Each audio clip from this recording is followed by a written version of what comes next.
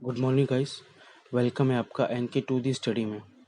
आज हम maths formula का पार्ट 1 करेंगे, जिसमें हम कुछ बेसिक कॉन्सेप्ट को करेंगे। जो टोटल 7 कॉन्सेप्ट हैं उसको आज देखेंगे हम। अगर आपको इसका पीडीएफ चाहिए तो इसके डिस्क्रिप्शन बॉक्स या कमेंट्स बॉक्स में विजिट कीजिएगा। उसमें एक लिंक डाला है मैंने, तो उसमें उस लिंक में आपको एक पीडीएफ फाइल मिल जाएगी। मेरे जो पहले भी वीडियो डाला उसका भी आपको पीडीएफ फाइल उसमें उस लिंक में मिल जाएगा। तो पहला कॉन्सेप्ट देखते हैं, सिमिलैरिटी। तो सिमिलैरिटी क्या है? जो सिमिलर ट्रायंगल होते हैं उनका शेप जो रहता है वो सेम रहता है, बट उनका साइज वेरी कर सकता है। जैसे मैं एग्जांपल बता रहा हूँ, जो इक्विलेटरल ट्रायंगल हो गए, स्क्वायर हो गए, ये सारे आपके सिमिलर ट्रायंगल में आते हैं, सिमिलर शेप में आते हैं।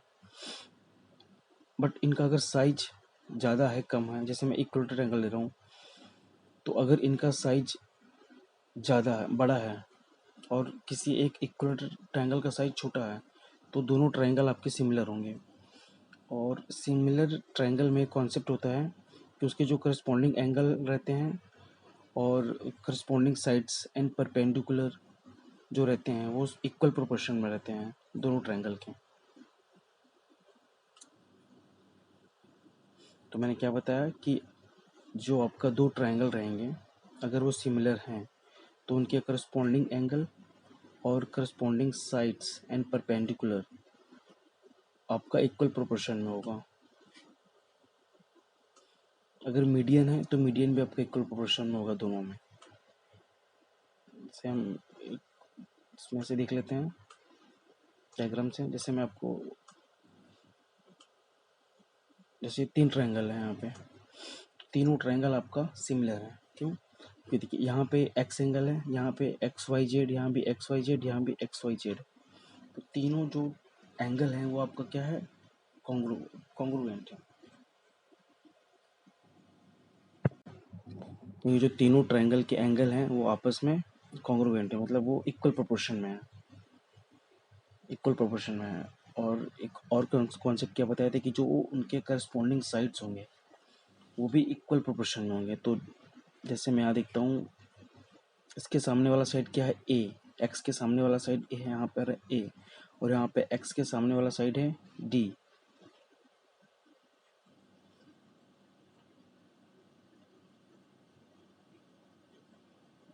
यहाँ पे एक्स के सामने वाला साइड क्या है? डी। और यहाँ पे एक्स के सामने वाला साइड क्या है आपका? यहाँ पे एक्स के सामने वाला साइड क्या है आपका? ए। यहाँ पे एक्स के सामने वाला साइड क्या है? डी। तो ए अपॉन डी इज इक्वल हो जाएगा वाई के सामने वाला साइड बी, और वाई के सामने वाला साइड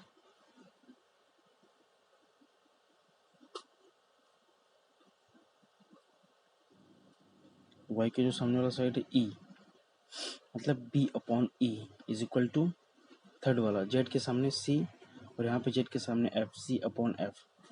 तो जो करस्पॉन्डिंग साइड्स होंगे वो भी इक्वल प्रोपोर्शन में हो जाएंगे। देखिए यहाँ चीज़ों को समझिए, ये ट्रायंगल और ये ट्रायंगल है, ये दोनों सिमिलर हैं। क्यों? क्योंकि इनका शेप इक्वल प्रोपोर्शन में है, बट इनका साइज डिफरेंट है। मैं ये नहीं बोल रहा कि सी इक्वल रहेगा एफ के, बी इक्वल रहेगा ई के, और ए इक्वल रहेगा आपका डी के, नहीं। बट जैसे अगर ये 2 है, ये 4 है, ये 5 है, तो जो आपका ये रहेगा 4,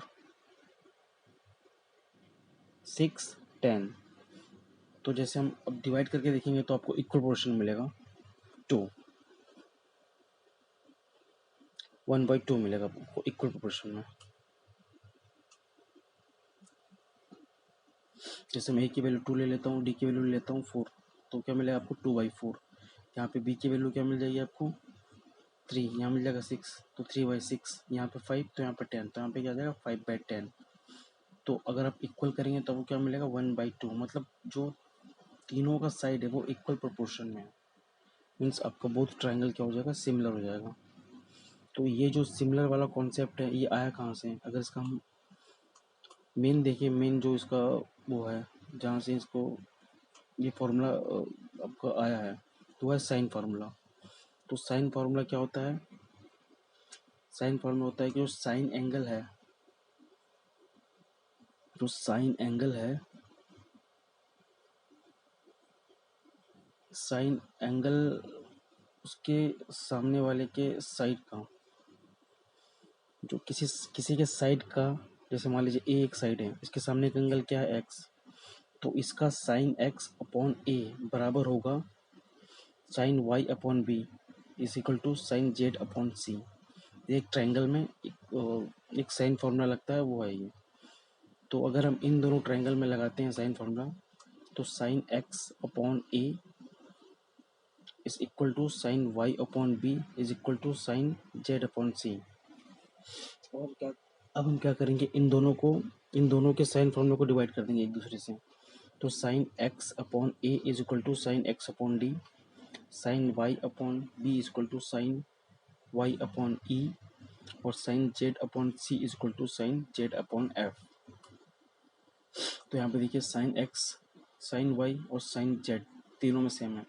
तो साइन एक्स से साइन कट जाएगा, साइन वाई से साइन वाई कट जाएगा, और साइन जेड से आपका साइन जेड कट जाएगा। तो हमको क्या मिलेगा? A upon D equal to B upon E equal to C upon F. मतलब ये वाला जो आपका है, ये वाला फॉर्मूला, ये प्रूफ हो गया साइन फार्मूला से।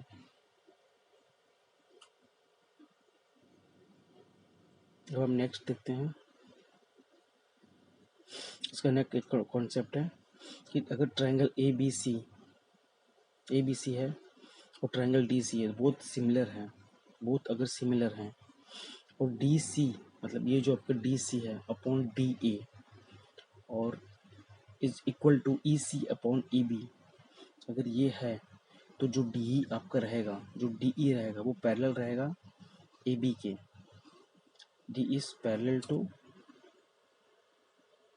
ए बी, और डी जो रहेगा आपका ए बी का हाफ रहेगा, गलत लिखा है यहाँ पे, और जो डी रहेगा आपका ए बी का हाफ रहेगा।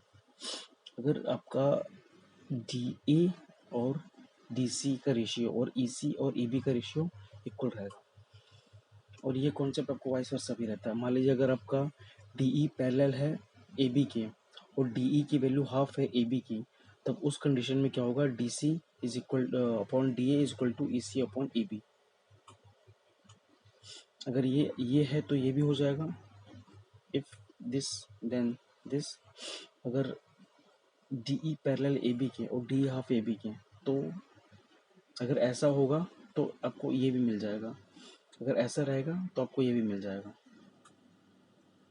ए D upon D C is equal to B upon E C is equal to 1/1, दोनों का सेम रहेगा। अब नेक्स्ट इसमें देखते हैं कॉन्सेप्ट सिमिलर के ट्रायंगल का भी चल रहा है। तो देख सकते हैं जैसे ये ए बी सी और डी ई एफ, जो बोथ क्या हैं, बोथ आपके क्या हैं? सिमिलर ट्रायंगल है। तो अगर मैं ट्रायंगल एरिया निकालूँ ट्रायंगल ए बी सी का, तो क्या आएगा? Half A P into B C. Area, एक ट्रायंगल का एरिया क्या होता है? हाफ हाइट इंटू, मतलब परपेंडिकुलर इंटू बेस, जिस पे परपेंडिकुलर है।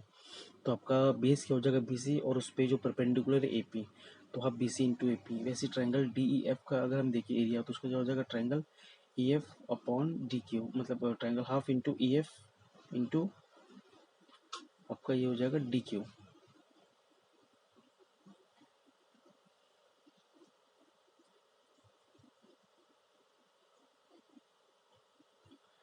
अगर हम, हाँ फिर अब देखते हैं यहाँ पे,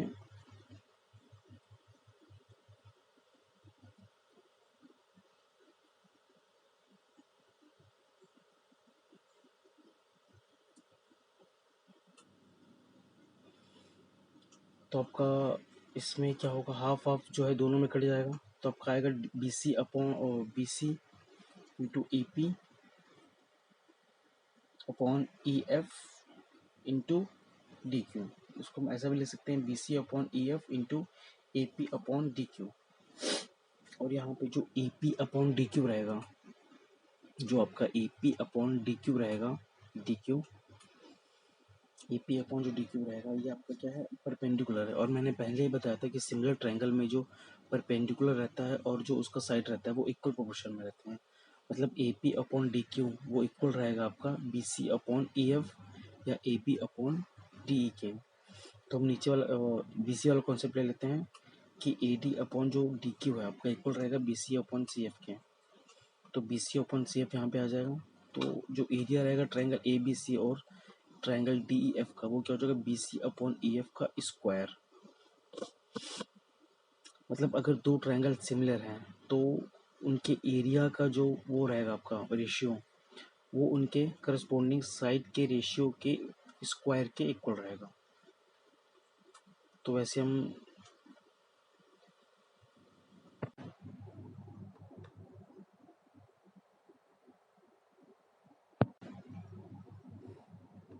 और सिमिलर देख लेते हैं इसका। जैसे area of triangle A B C upon area of triangle D F जो बहुत सिमिलर है तो जो इनका रेशियो का इक्वल रहेगा वो रहेगा ए बी अपॉन डी का whole square B C upon E F का whole square and A C upon D F का होल स्क्वायर।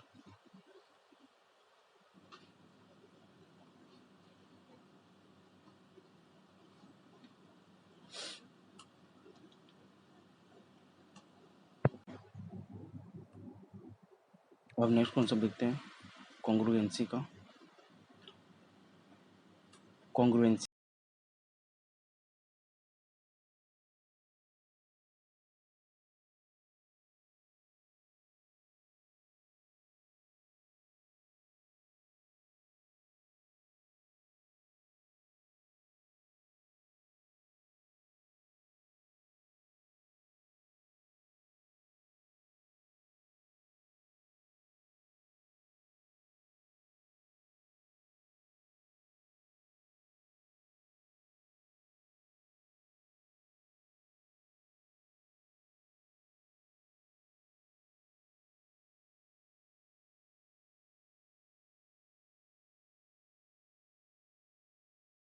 का।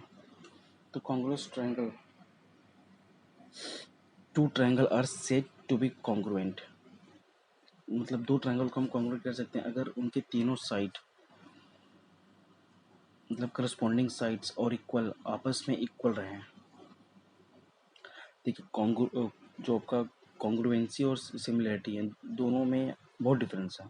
कॉन्ग्रुएंसी में इक्वल रहना चाहिए, इसमें रेशियो की बात नहीं होती है, मतलब इसमें इक्वल प्रोपोर्शन की बात नहीं होती है, यहाँ पे बस इक्वल की बात होती है। अगर आपका किसी का साइड 2 है मतलब दो ट्रायंगल है, दो ट्रायंगल तभी कॉन्ग्रुएंट होंगे जब दोनों के जब एक ट्रायंगल के साइड और दूसरे ट्रायंगल के साइड आपस में इक्वल हों। जैसे अगर इसका एक साइड 2 है तो इसका भी एक साइड 2 होना चाहिए, इसका 6 है तो इसका भी 6 होना चाहिए, इसका 5 है तो इसका भी 5 होना चाहिए। बट सिमिलरिटी में ऐसा नहीं होता। सिमिलरिटी में हम इक्वल प्रोपोर्शन को देखते हैं। अगर यहाँ 2 है यहाँ 4 है तो चलेगा, 1/2 का रेशियो आएगा, मतलब तीनों साइड से हमको 1/2 का रेशियो चाहिए रहता है सिमिलरिटी में। मगर कॉन्ग्रुएंसी में आपको इक्वल चाहिए रहता है। और जो जो ट्रायंगल आपके कॉन्ग्रुएंस होते हैं उसमें कंडीशन होती है 5, जिसमें first side side side side angle side angle side angle angle angle side और राइट एंगल हाइपोटेन्यूज साइड। तो साइड साइड साइड में क्या रहता है, अगर आपका तीनों साइड इक्वल है तो आपका जो दोनों ट्रायंगल है दोनों ट्रायंगल के अगर तीनों साइड इक्वल हैं तो इस कंडीशन में क्या होगा, जो आपका दोनों ट्रायंगल है वो कॉन्ग्रुएंट होगा। अगर दोनों ट्रायंगल के साइड एंगल साइड इक्वल हैं तो भी ये कॉन्ग्रुएंट होगा। एक एक करके हम इनको देख लेते हैं। जैसे फर्स्ट देखते हैं साइड साइड साइड। तो अगर तीनों sides equivalent corresponding three sides, अगर तीनों साइड बराबर हैं तीनों और दोनों ट्रायंगल के तो ये आपके क्या कहलाएंगे कॉन्ग्रुएंट ट्रायंगल। जैसे यहाँ देख लेता हूँ मैं, ए बी सी एक ट्रायंगल है और पी क्यू आर एक ट्रायंगल है। तो इसमें जो ए बी है वो पी क्यू के बराबर है और बी सी जो है वो क्यू आर के बराबर है और आपका ए सी बराबर है पी आर के। मतलब जो करस्पॉन्डिंग जो थ्री साइड्स हैं वो आपस में इक्वल हैं। जो आपको ये सिंबल दिख रहा है इसका मतलब होता है इक्वल। 3 यहाँ भी 3, मतलब ये ए बी बराबर है पी क्यू के। यहाँ डबल मतलब बी सी बराबर है, यहाँ भी डबल क्यू आर के। पी आर सिंगल, यहाँ भी सिंगल, मतलब ये पी आर बराबर ए सी के। तो तीन साइड अगर आपकी इक्वल हैं तो वो होगा आपका कॉन्ग्रुएंट ट्रायंगल। अब इसमें नेक्स्ट कॉन्सेप्ट देखते हैं साइड एंगल साइड। तो साइड एंगल साइड में क्या है, अगर दो साइड अगर इफ एनी टू साइड मतलब अगर दो साइड और जो एंगल होगा उन दोनों के बीच का, दोनों साइड के बीच का जो एंगल होगा वो अगर इक्वल होगा अदर ट्रायंगल के दोनों साइड और उन दोनों साइड के बीच के एंगल के, तो इसे हम क्या कर सकते हैं, कॉन्ग्रुएंट कर सकते हैं।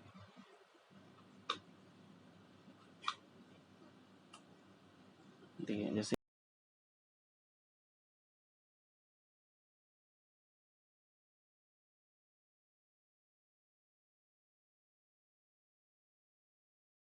तो अगर हम दोनों ट्रायंगल को देखें ए बी सी और पी क्यू आर, तो इसमें जो ए सी है वो इक्वल है पी आर के, और जो आपका ए बी है वो इक्वल है पी क्यू के, और इन दोनों साइड के मतलब ट्रायंगल ए बी सी में जो दोनों साइड के बीच का एंगल ए वो शुड भी इक्वल होना चाहिए इन दोनों साइड के एंगल पी के, मतलब ट्रायंगल पी क्यू आर में एंगल पी के बराबर होना चाहिए। अगर ये तीनों आपके इक्वल रहेंगे तो जो बोथ ट्रायंगल है A B C and P Q R ये आपका कॉन्ग्रुएंट रहेंगे। इसका हम नेक्स्ट कॉन्सेप्ट देखते हैं, एंगल साइड एंगल। इसमें ऐसा है,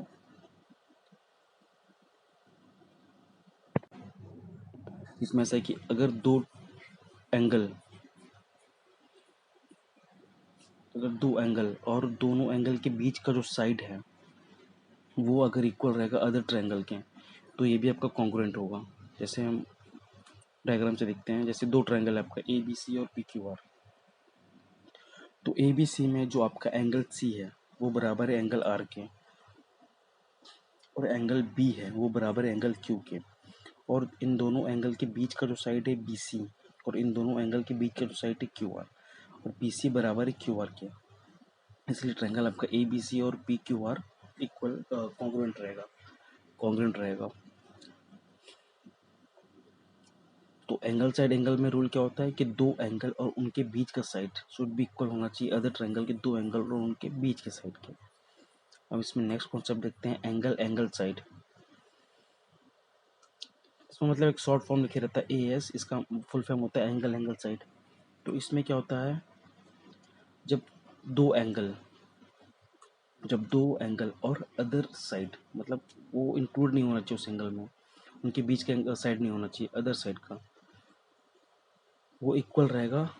वो जब तीनों इक्वल रहेंगे अदर ट्रायंगल से भी तो वो क्या होंगे, कॉन्ग्रुएंट हो जाएंगे। जैसे यहाँ पे देखते हैं, जैसे ए बी सी और ट्रायंगल एक्स वाई जेड में ये आपके एंगल सी, एंगल ए और साइड ए बी बराबर होगा एंगल सी बराबर होगा एंगल जेड से, एंगल ए बराबर होगा एंगल एक्स से, और आपका ए बी बराबर होगा एक्स वाई। इसमें जो ध्यान देने वाली चीज़ वो है, ये है कि जो साइड रहेगा वो एंगल के बीच का नहीं रहेगा, वो अलग से साइड रहेगा आपका। वो साइड आपका बी सी भी रह सकता है, अगर बी सी रहेगा तो वो इक्वल रहना चाहिए जेड वाई के, अगर ए बी रहेगा तो ए बी इक्वल रहेगा आपका एक्स वाई के। ठीक है, और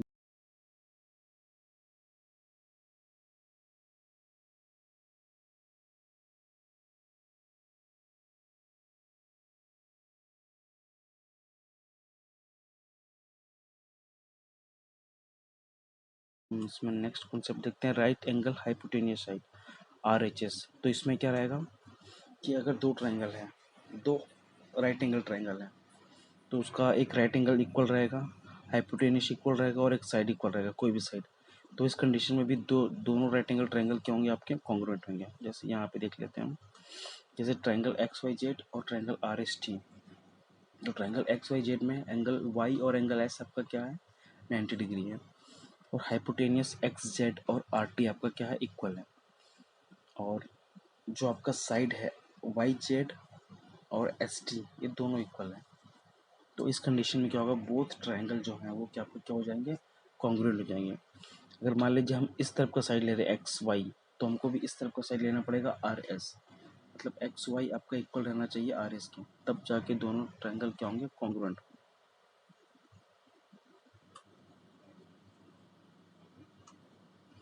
अब हम नेक्स्ट कॉन्सेप्ट देखते हैं, सर्कम सेंटर का।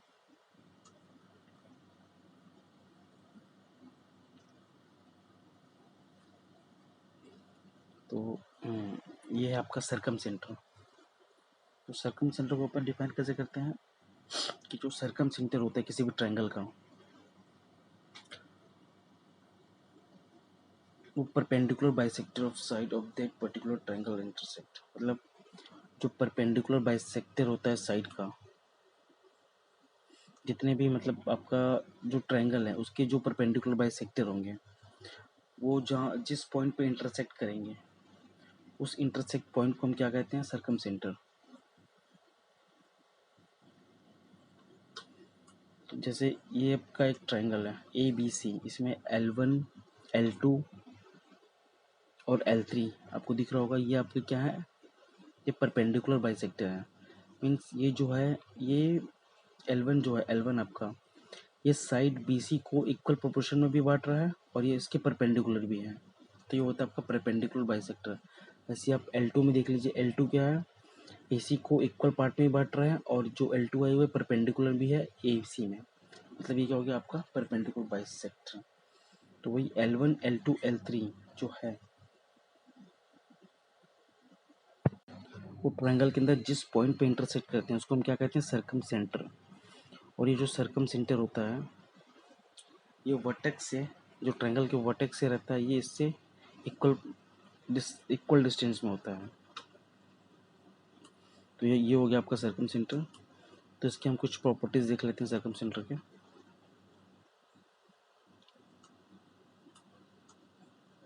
जो सर्कम सेंटर रहता है ये सेंटर रहता है सर्कम सर्कल का। सर्कम सर्कल क्या होगा, जो वर्टेक्स से होके जो ये ट्रायंगल जो अभी हम ट्रायंगल देखे थे, इसके वर्टेक्स से होके जो सर्कल जाएगा, इन तीनों वर्टेक्स से होके जो भी सर्कल जाएगा उसका जो सेंटर होगा उसको हम क्या बोलेंगे, वो आपका सर्कम सेंटर ही होगा। सर्कम सेंटर क्या, जो एंगल बाइसेक्टर नहीं सॉरी जो परपेंडिकुलर बाइसेक्टर का इंटरसेक्ट पॉइंट था वो आपका सर्कम सेंटर था। ठीक है, नेक्स्ट पॉइंट है all the vertex of triangle are equidistance from the, ये तो मैंने बता दिया, जो वर्टेक्स रहेंगे ट्रायंगल के वो इक्वी डिस्टेंस होंगे इक्वी सेंटर सर्कम सेंटर से।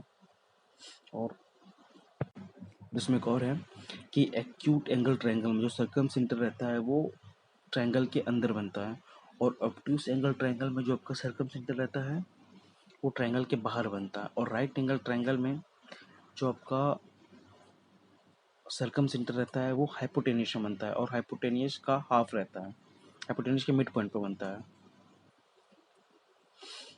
ओके, अब हम सर्कम सर्कल जो है, जो हम देखिए सर्कम सर्कल जो आपको वर्टेक्स होके गया था एक सर्कल, उसका अगर हमको रेडियस निकालना है, उस सर्कल का रेडियस निकालना सर्कम रेडियस का, तो उसका फॉर्मूला होता है ABC upon 4 times area of triangle.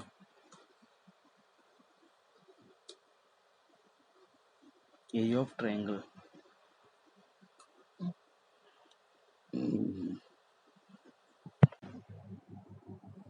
तो देखिए यहाँ पे आपका ये ABC एक ट्रायंगल है, उसमें आपका साइड जो है ए, ये साइड ये जो स्मॉल ए दिख रहा है आपको,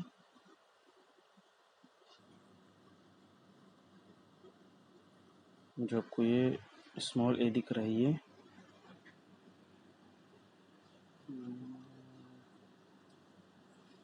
यहाँ पे स्मॉल बी दिख रहा है, यहाँ पे स्मॉल सी दिख रहा है। तो ये जो तीनों ABC स्मॉल में है ये आपकी क्या है, साइड। तो अगर हमको सर्कम रेडियस निकालना है किसी भी सर्कम सर्कल का, तो वो क्या होता है, तीनों साइड का multiplication upon 4 times of area of triangle,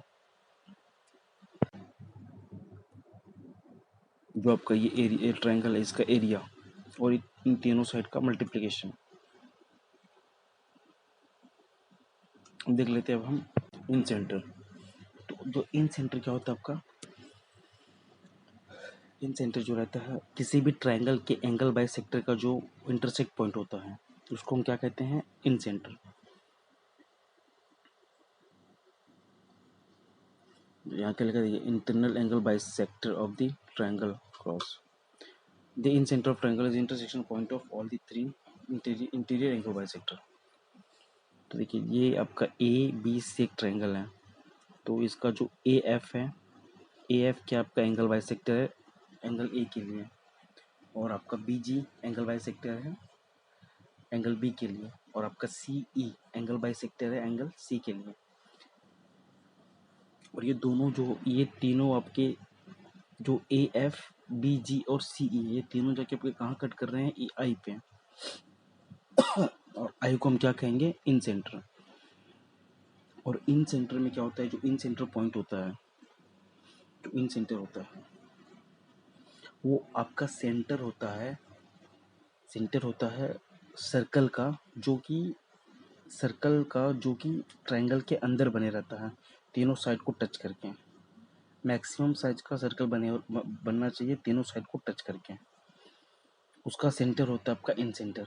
और इसमें ये भी कॉन्सेप्ट रहता है कि जो इन सेंटर रहेगा वो साइड से इक्वल डिस्टेंस में रहेगा, तीनों साइड से। तो उसको हम पहले प्रॉपर्टीज देख लेते हैं। This point will be equi distance from the sides of triangle, मतलब जो आपका इन सेंटर का पॉइंट है वो इक्वी डिस्टेंस रहेगा साइड से। और the incentre of triangle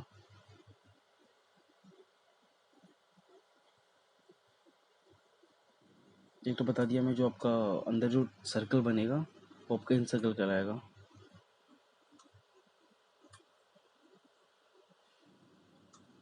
तो अगर ये इन सर्कल है तो इस सर्कल का अगर हमको रेडियस निकालना है r, मतलब radius of in centre, radius of in circle, अगर इन सर्कल का हमको क्या निकालना है, रेडियस निकालना है। तो ये क्या होता है, इस ट्रायंगल का एरिया अपॉन सेमी पेरीमीटर, मतलब A B plus B C plus A C upon 2, तो निकल जाएगा आपका सेमी पेरीमीटर। और एरिया निकालेंगे इस ट्रायंगल का, इस ट्रायंगल का एरिया निकाल के इससे डिवाइड कर देंगे तो आपका आ जाएगा क्या, रेडियस ऑफ इन सर्कल आ जाएगा। प्रॉपर्टीज पढ़ ली हमने। अब हम इसमें एक ट्रायंगल, एक फॉर्मूला देख लेंगे एंगल का। जैसे बता दिया था ई एफ जी, जो आपका एंगल बाय सेक्टर का पॉइंट है सी ए बी के लिए। तो अब जैसे हम triangle angle A I B को देखते हैं, ये आपका है ए आई बी। तो ए आई बी प्लस ये ए का हाफ प्लस बी का हाफ, अगर इन तीनों को हम सम करेंगे तो आपको क्या मिल जाएगा, 180 डिग्री मिलेगा। तो यहाँ पे लिखा है A I B plus A का हाफ प्लस बी का half is equal to 180 degree. तो ए आई बी लिखा है आपका 180 डिग्री, तो हम क्या करें, A half plus B half को इधर ट्रांसफर कर देंगे तो आ जाएगा आपका A I B is equal to 180 degree minus A plus B का होल बी अपॉन 2। और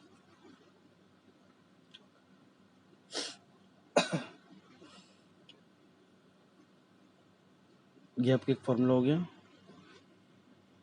और इसमें एक और फॉर्मूला होता है A I B is equal to 90 plus angle C by 2। जो एंगल सी है आपका, ये ए आई बी के सामने वाला रहता है, ए आई बी के सामने वाला जो एंगल रहेगा एंगल सी, उसका हाफ। या हम इस वाले फॉर्मूले से भी निकाल सकते हैं, जैसे कि आपका ए प्लस बी की वैल्यू क्या हो जाएगी, 180 माइनस सी, वहाँ पे आ जाएगा 90 प्लस सी, तो उसको आप माइनस करके ला सकते हैं 90 प्लस सी बाई 2 यहाँ से। इसमें अगर बोलूँ आपका angle A plus angle B, इसकी वैल्यू क्या हो जाएगी, 180 डिग्री माइनस सी। तो यहाँ पे अगर हम करेंगे तो आपको क्या मिलेगा, अगर हाफ कर देंगे इसको हम तो मिल जाएगा हमको 90 माइनस सी बाई 2, और उससे हम माइनस करेंगे तो क्या मिल जाएगा, 90 प्लस सी बाई 2। ठीक है। अब देखते हैं ऑर्थो सेंटर। तो जो आपका ऑर्थो सेंटर होता है किसी भी ट्रायंगल का, वो इंटरसेक्ट पॉइंट होता है उस ट्रायंगल के एल्टीट्यूड का। जो ट्रायंगल में एल्टीट्यूड रहेंगे ट्रायंगल के अंदर, उसके इंटरसेक्ट पॉइंट को हम क्या कहेंगे, ऑर्थो सेंटर। और जो आपका एल्टीट्यूड पॉइंट होता है वो वर्टेक्स से उसके अपोजिट साइड में परपेंडिकुलर होता है, उसको हम क्या कहते हैं, एल्टीट्यूड। एल्टीट्यूड क्या होता है आपका, किसी भी वर्टेक्स से उसके अपोजिट साइड में जो परपेंडिकुलर डाला जाता है उसको हम कहते हैं एल्टीट्यूड। अगर एक ट्रायंगल में 3 वर्टेक्स हैं तो आपके 3 एल्टीट्यूड रहेंगे।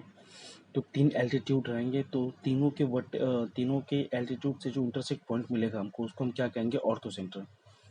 जैसे भी इस डायग्राम में दिख रहे हैं, ट्रायंगल एबीसी में ए डी बी ई और सी एफ आपका क्या है, एल्टीट्यूड है, जो ए बी और सी से ड्रॉन किया गया है।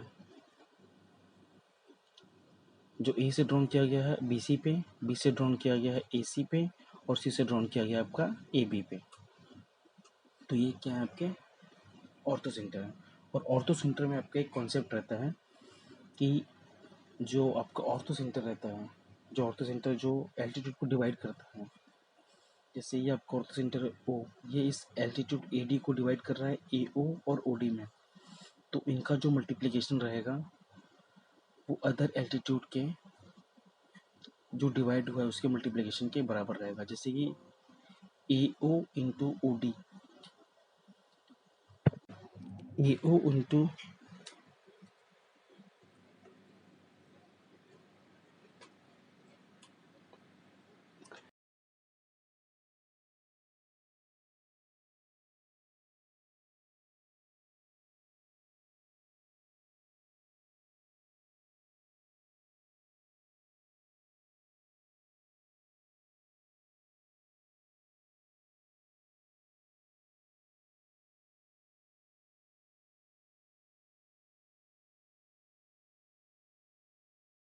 ए ओ इंटू ओ डी बराबर रहेगा आपका बी ओ इंटू ओ ई के, और बी ओ इंटू ओ ई बराबर रहेगा आपका सी ओ इंटू ओ एफ के। इसमें एक और कॉन्सेप्ट रहता है, जो एंगल आपका ए है, angle A plus angle B O C, ये बराबर रहेगा एंगल 180 डिग्री के। प्रॉपर्टीज ऑफ ऑर्थो सेंटर देख लेते हैं। इसमें वही है, अगर आपका एक्यूट ट्रायंगल है तो ये ट्रायंगल के इनसाइड बनेगा, ऑब्ट्यूस है तो ये आउटसाइड बनेगा ट्रायंगल के। अगर राइट एंगल ट्रायंगल है तो जो आपका ऑर्थो सेंटर बनेगा वो वर्टेक्स में बनेगा राइट एंगल ट्रायंगल के। इस बात को ध्यान रखिएगा। अगर सर्कम सेंटर है तो सर्कम सेंटर में भी सेम बनता है, बट राइट एंगल ट्रायंगल में वो हाइपोटेन्यूज के मिड पॉइंट पे बनता है, और ऑर्थो सेंटर में राइट एंगल ट्रायंगल पे आपके वर्टेक्स पे बनता है, कहाँ के, राइट एंगल ट्रायंगल के। ये वही चीज बताया, the product of parts into to which orthocentre divides and altitude is the equivalent for all three perpendicular. ये जो मैंने अभी बताया, A into O D equal to B O into O E, ये वाला कॉन्सेप्ट यहाँ पे लिखा है। हम नेक्स्ट देखते हैं 6 सेंट्रोइड। तो सेंट्रोइड जो से रहता है आपका, सेंट्रोइड जो रहता है वो आपका इंटरसेक्ट पॉइंट रहता है मीडियन का। जैसे कि ये आपका ट्रायंगल है पी क्यू आर, इसमें 3 मीडियन है, Q you, P T and S R. और मीडियन वो लाइन होता है जो एक ट्रायंगल को इक्वल पार्ट में डिवाइड करता है।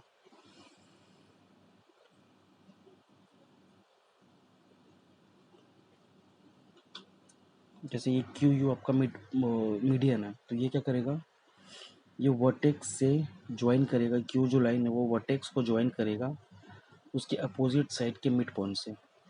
ये क्यू है आपका वर्टेक्स, ये ज्वाइन कर रहा है इसके अपोजिट साइड पी आर के मिड पॉइंट यू से, तो आपका क्यू क्या हो जाएगा, मीडियन।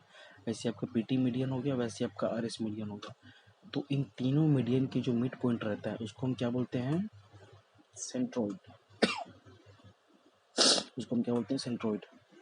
जैसे यहाँ हम देख लेते हैं, सपोज पी क्यू आर आपका ट्रायंगल है, जिसमें वी एस टी जैसे बताया गया है, और mid point P Q mid point है respectively P Q, Q R and P R Q.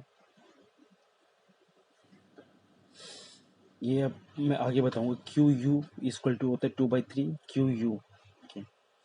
Actually जो आपका मीडियन होता है, मतलब जो आपका सेंट्रोइड होता है, सेंट्रोइड वी, वो क्या करता है, मीडियन को 2:1 में डिवाइड करता है। मीडियन को 2:1 में डिवाइड करता है। मैं लिख देता हूँ, आपका मीडियन को डिवाइड करेगा ये 2, ठीक है, 2:1 में डिवाइड करेगा मीडियन को, या इसको भी वैसे सेम में डिवाइड करेगा 2:1 में, इसको भी 2:1 में। वर्टेक्स की तरफ जो रहेगा साइड वो रहेगा 2, और जो नीचे वाला साइड रहेगा वो रहेगा 1। तो उसका पर प्रॉपर्टीज देख लेते हैं।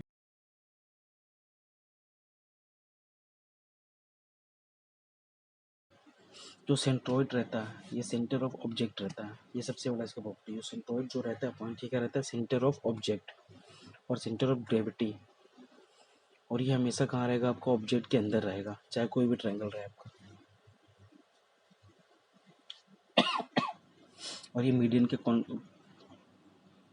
कॉन्करेंसी रहता है, मतलब मीडियन के साथ ही रहता है ये। और जो सेंट्रॉइड ऑफ ट्रायंगल रहता है वो सेपरेट करता है मीडियन को 2:1 में, जैसे कि बताया था मैंने। और सेंट्रॉइड थ्योरम के हिसाब से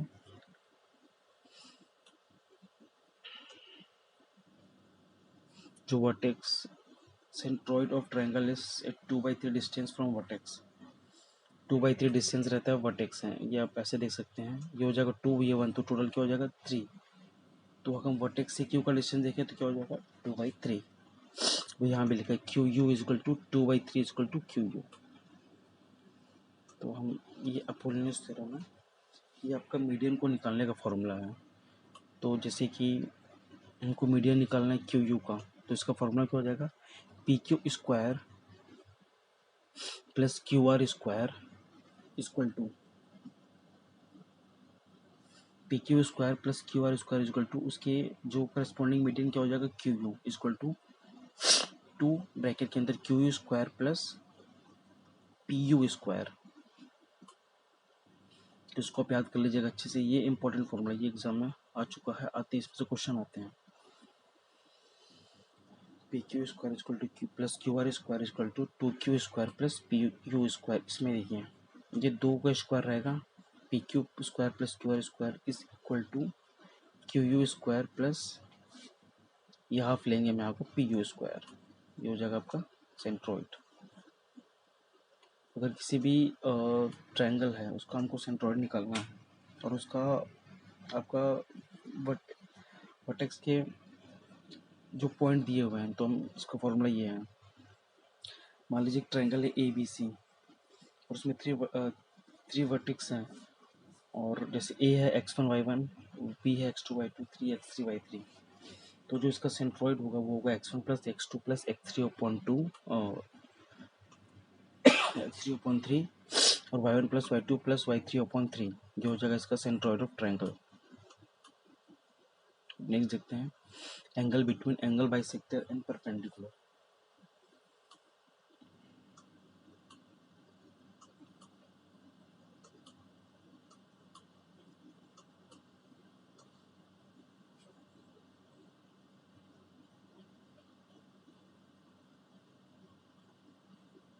ये 7 है, angle between angle bisector and perpendicular. इसको हम ऐसे बोल सकते हैं angle between in centre and perpendicular. In centre and perpendicular, इसके बीच का एंगल बताना है। तो इसके बीच का जो एंगल रहता है, देखिए इसमें एक कॉन्सेप्ट याद रखिएगा। अगर एक ट्रायंगल है, अगर वर्टेक्स से हम परपेंडिकुलर उसके अपोजिट साइड में खींच रहे हैं, जैसे ये ए है वर्टेक्स, इसके अपोजिट साइड में हम वर्टेक्स खींच रहे हैं और इस वर्टेक्स से ही हम एंगल बाइसेक्टर खींच रहे हैं, तो जो आपका परपेंडिकुलर रहेगा वो आपका उस एंगल की तरफ रहेगा जो एंगल ज़्यादा रहेगा।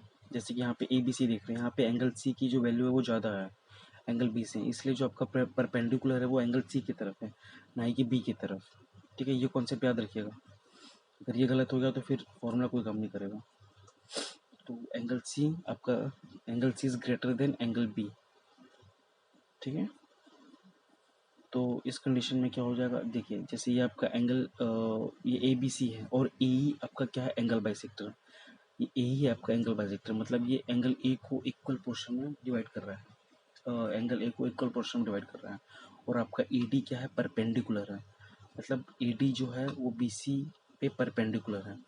तो अगर हम इन दोनों के बीच मतलब ए ई और ए डी के बीच के जो एंगल को अगर निकालना चाहें, इस वाले एंगल को, तो वो कैसे निकलेगा, उसका फॉर्मूला है एंगल ए ई डी, सॉरी ये गलत हो गया, ई ए डी होगा यहाँ पे।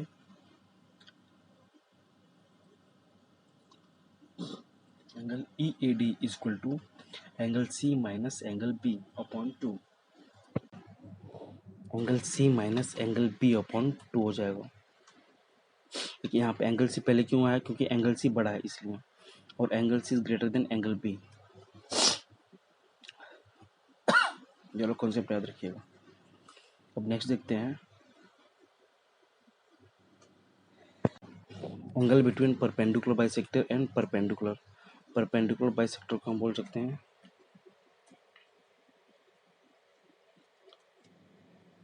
Circum centre. तो जैसे ये आपका ये ट्रायंगल ए बी सी, इसमें भी सेम सेम कॉन्सेप्ट लगेगा। जो परपेंडिकुलर है वो आपका उस एंगल की तरफ आएगा जिसकी वैल्यू ज़्यादा है। जैसे ए बी सी में एंगल सी की वैल्यू ज़्यादा है तो परपेंडिकुलर आपका इसी तरफ आएगा। और ये आपका परपेंडिकुलर बाइसेक्टर है एंगल ई।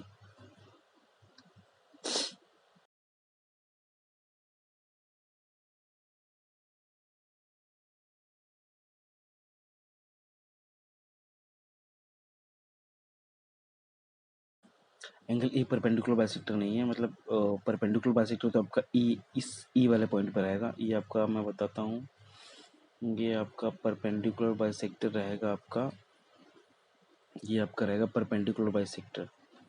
वैसे यहाँ भी एक परपेंडिकुलर बाइसेक्टर रहेगा, यहाँ भी एक परपेंडिकुलर बाइसेक्टर रहेगा। जो तीनों पॉइंट कट करेंगे वो एक पॉइंट पे कट करेंगे, और जिस पॉइंट पे कट करेंगे वो पॉइंट रहेगा आपका सर्कम सेंटर। और सर्कम सेंटर से ये जो ये लाइन जा रही है ये है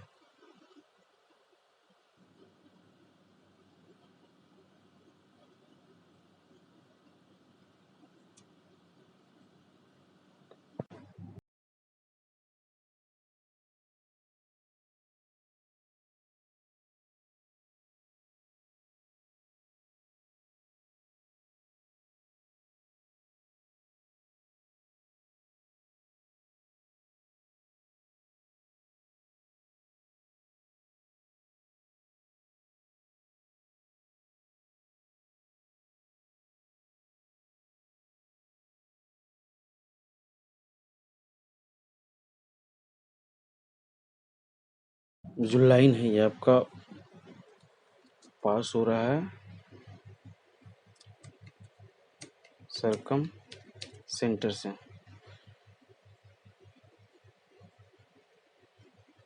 ये आपका लाइन जो है सर्कम सेंटर से पास होगा।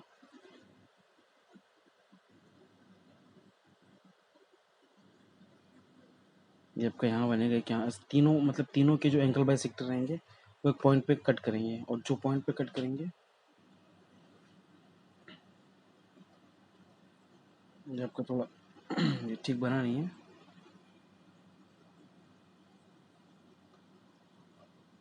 तो इस कंडीशन में क्या हो जाएगा आपका, अगर एंगल बाइसेक्ट नहीं, अगर आपका परपेंडिकुलर बाइसेक्टर दिया और परपेंडिकुलर दिया तो उस कंडीशन में जो दोनों के बीच का एंगल रहेगा वो रहेगा आपका angle C minus angle B. इसमें हाफ नहीं होता है। अगर आपका इन सेंटर है या फिर आपका एंगल एंगल बाइसेक्टर है तो उस कंडीशन में angle C minus angle B upon half होता है। बट अगर आपका परपेंडिकुलर बाइसेक्टर या सर्कम सेंटर है तो उस कंडीशन में angle C minus angle B होता है बस। Distance between circumcentre and incentre of triangle A B C, तो ये होता है आपका square root root over R square minus 2 RR। तो आपका आर जो है ये है सर्कम रेडियस, और स्मॉल आर मैं लिख देता हूँ तो कंफ्यूजन हो जाएगा। जो कैपिटल आर है वो आपका है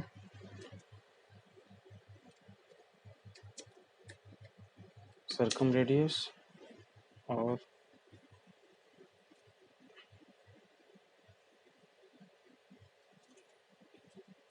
जो स्मॉल आर है वो है आपका इन रेडियस। तो ये फॉर्मूला होता है square root root over R square minus 2 RR, distance between circumcentre and the incentre. तो छोड़िए इसको। एक और ये लास्ट कॉन्सेप्ट है आपका, when two median meet at 90 degree. तो उस कंडीशन में क्या होता है, जैसे ये आपका दो मीडियन है ट्रायंगल ए बी सी में, एक मीडियन है ए ई, दूसरा मीडियन है सी एफ। मीडियन बताया था मैं आपको कि जो सामने वाले जैसे एंगल बी है इसके अपोजिट जो साइड होगा उसको इक्वल पार्ट में कट करेगा। तो आपका बी ई और बी सी क्या है आपका यहाँ पे मीडियन, और वो दोनों अगर 90 डिग्री में है तो उस कंडीशन में जो फॉर्मूला बनता है वो 5BC² equal to A B square plus A C square.